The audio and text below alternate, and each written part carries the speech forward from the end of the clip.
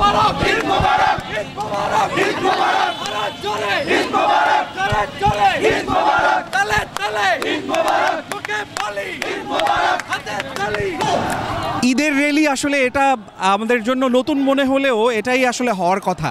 আসলে আনন্দ র্যালি, ঈদ তো একটা আনন্দ খুশির একটা আমেজ নিয়ে বার্তা নিয়ে আসে, কিন্তু এবারের ঈদের র্যালিটা হচ্ছে এজন্য যে এই ফ্যাসিবাদ মুক্ত সময়ে আমরা নতুন একটা সময় পেয়েছি, নতুন একটা আনন্দের উপলক্ষ পেয়েছি। এটাও এবং এই আনন্দের কারণে ঈদটা প্রকৃতভাবে তাৎপর্যময় হয়ে উঠেছে এবং আমরা এ কারণেই আজকের ইনকিলাব মঞ্চের যে ঈদের আনন্দ র্যালি, আনন্দ মিছিলে আমরা এই কারণে সামিল হয়েছি যে ঈদ তো খুশির বার্তা নিয়ে আসে, কিন্তু আমরা দেখেছি যে ফ্যাসিবাদী এবং স্বৈরতান্ত্রিক শাসন ব্যবস্থায় আমরা যথাযথভাবে সেই আনন্দটা পালন করতে পারিনি।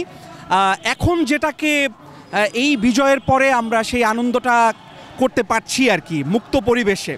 সে কারণেই আসলে এই আনন্দ র্যালি। এবং অপরদিকে আমরা বলবো যে গাজায় যে মানে ফিলিস্তিনে অবরুদ্ধ, সেখানে যেভাবে নারকীয় হত্যাকাণ্ড চলছে সেটারও প্রতিবাদ জানাচ্ছি আমরা বাংলাদেশের পক্ষ থেকে। না, পহেলা বৈশাখের বিকল্প হিসাবে মোটেও না, কারণ পহেলা বৈশাখ একটা আলাদা ব্যাপার। ঈদ মানে মুসলমানদের এটা অনুষঙ্গ হলেও একটা সার্বজনীন একটা উৎসবের ব্যাপার। এখানে যে কোনো ধর্মের বর্ণের লোকেরাই এই আনন্দ পালন করতে পারে, সেটা কোনো বাধা নেই।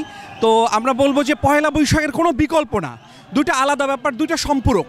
পহেলা বৈশাখও আমি বলবো যে এটা যদি মানে সুষ্ঠুভাবে সমগ্র জাতি কোনো কর্নার না করে পালন করা হয়, সেটাও আমি মনে করি যে অসুবিধা নেই। কিন্তু আমরা দেখি যে পয়লা বৈশাখের নামে বিশেষ ধর্মের একটা সংস্কৃতি এবং হেজিমনিকে চাপিয়ে দেওয়া হয় এবং ভারতীয় আধিপত্যবাদের যে একটা ব্যাপার থাকে সেই অনুষঙ্গগুলো এখানে করা হয় এবং ভারতীয় সংস্কৃতির যে হেজিমনি সেটাকে এখানে বাস্তবায়ন করতে দেখি আমরা।